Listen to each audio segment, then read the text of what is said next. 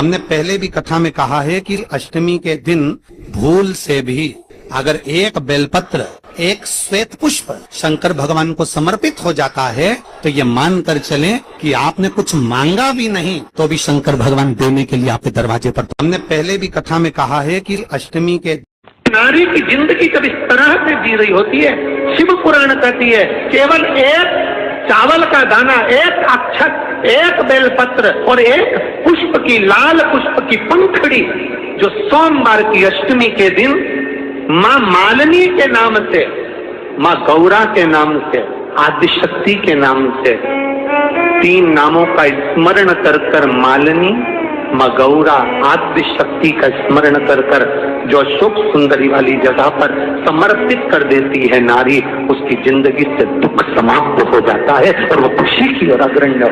नारी की जिंदगी कभी एक गूलर का फूल, एक घंटी वाला जो देवी जी को फूल चढ़ता है, जायसवन का बोलते हो, गूलर का बोलते हो, जिसका भी आप फूल बोलते हो, पुष्प लाल कलर का होता है, उसमें एक घंटी जैसा होता है, उसमें छोटे छोटे दाने से निकले हुए। केवल एक पुष्प माँ भवानी को, जिस स्थान पर भगवान शंकर का शिवलिंग रखा हुआ है, ये जलाधारी जो है माता पार्वती जी का हस्त कमल है, किसी भी स्थान पर बैठकर एक पुष्प समर्पित कर कर मृत्यु मंजरी चक्र का स्मरण कर कर अगर नारी उस पुष्प को मंदिर के द्वार के बाहर बैठकर भी खा ले या घर पर भी खा ले तो उसके रजो धर्म से जुड़ी हुई जो भी तकलीफें होती है या गर्भाशय में गांठ भी होती है तो धीरे धीरे गलना प्रारंभ हो जाता है। अगर मेरा भोलेनाथ तुम्हारी नहीं सुन रहा है तो एक लोटा जल, एक दुर्वा और एक बेलपत्र, ये तीन चीजें लेकर, एक लोटा जल जब चढ़ाओ तो पहले गणेश जी का स्थान, फिर कटी भाग, फिर शिवलिंग, दुर्वा गणेश जी के स्थान पर समर्पित कर दो और बेलपत्री अशोक सुंदरी वाली जगह पर समर्पित कर दो। ये तीन चीजें अगर आप 2 हफ्ते में, 1 महीने में अगर एक बार भी अगर करते हो तो देवाधिदेव महादेव आपकी मन की कामना पूर्ण जरूर करते हैं। ये निश्चित। पूर्णिमा के दिन चावल का एक आखा दाना जानते हो, पूरा खंडित चावल नहीं, कितना चावल, एक दाना चावल का शंकर भगवान के शिवलिंग पर समर्पित करिए। एक बेलपत्र जिसका डंडी का मुख अपनी ओर हो, जहां से चावल चढ़ाया है, उस चावल के ऊपर अपनी कामना कर कर रख दीजिए और चंद्रमौली भगवान का स्मरण करिए। कौन से भगवान? शंकर भगवान का सर्वश्रेष्ठ सुंदर नाम है चंद्रमौली।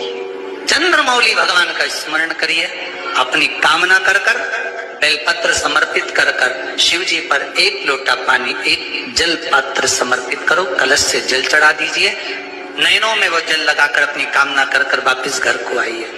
अगली पूर्णिमा आएगी, जो कामना करी है मेरा चंद्रमौली भोलेनाथ उसे पूर्ण कर ही देगा।